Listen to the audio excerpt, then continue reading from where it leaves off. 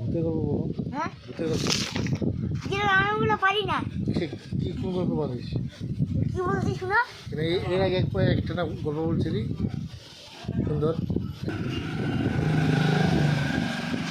বহু বছর আগের কথা, এক বনে এক শিয়াল আর এক হরিণ বাস করত। শিয়াল খুবই বড্ড দুষ্ট, হরিণ খুবই ভালো।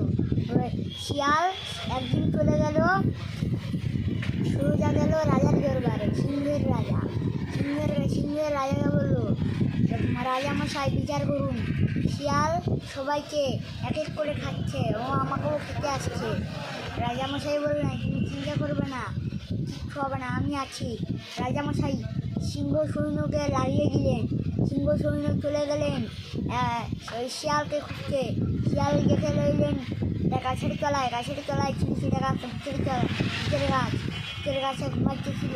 শিয়াল একটা ভয়ে করে পায়ে মশা কামড়ে যাওয়ার কারণে শিয়াল হাউ করে উঠার কারণে শিয়ালের সবাই ডাক শুনতে পেল। ভূত ডাক শুনে গাছ ছেড়ে নেমে শিয়ালকে ধরে চ্যাংতলা ধরে ওকে নিয়ে উড়ে পালালো। রাজার সিপাহীরা যেগুলো ভূত ওকে নিয়ে যাচ্ছে, রাজার সিপাহীরা ভয় তাড়াতাড়ি চলে এলো আর রাজামশাইকে বিচার দিল। রাজামশাই শিয়ালকে নিচে ধরে নিয়ে গেছে, আপনি বিচার করুন। ওই যে তুমি চিন্তা করো না, আমি আরও সৈন্য দিয়েছি। রাজামশাই আরও সিংহ সৈন্যকে পাঠিয়ে দিলেন। সবাই খুঁজতে গেলেন, দেখলেন অনেক ভূত সেই গাছকে শিয়ালের সঙ্গে পিকনিক করছে। তারা সবাই শিয়ালগুলোকে মেরে শিয়ালকে চ্যাংতলা ধরে ওরা নিয়ে আসে। তারপরে রাজামশাইয়ের বিচার শুরু হয়।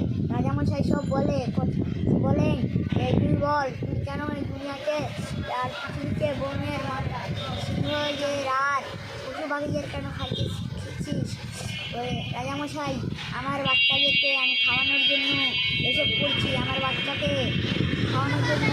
তার মানে শিয়াল এসব বলছে, এসব রাজাকে উল্লু বানাবে, সেই জন্য সে রাজাকে বোকা বানালো। বোকা বানিয়ে সে বাড়ি চলে গেল। আজকের গল্পের জন্য আপনাদেরকে অনেক ধন্যবাদ। আবার পরের দিন হ্যাঁ, তোমাকে অনেক ধন্যবাদ সুন্দর একটা গল্প বলার জন্য। আমরা প্রতিদিন একটা করে গল্প শুনবো। আমাদের কৌশিক খুব ভালো একটা গল্প করতে পারে, সুন্দর গল্প করতে পারে। প্রতিদিন একটা করে গল্প শুনবে আপনারা সবাই।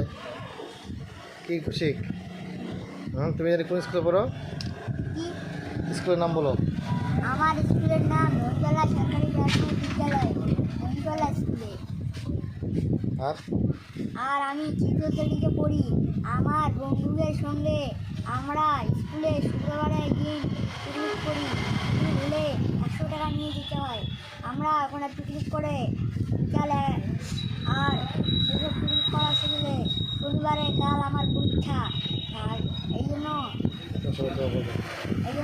আমার জন্য আপনারা সবাই দোয়া করবেন, যাতে আমি বড় হয়ে সবার সেবা করতে পারি, যাতে আমি বড় হয়ে ভালো একজন দূর হতে পারি।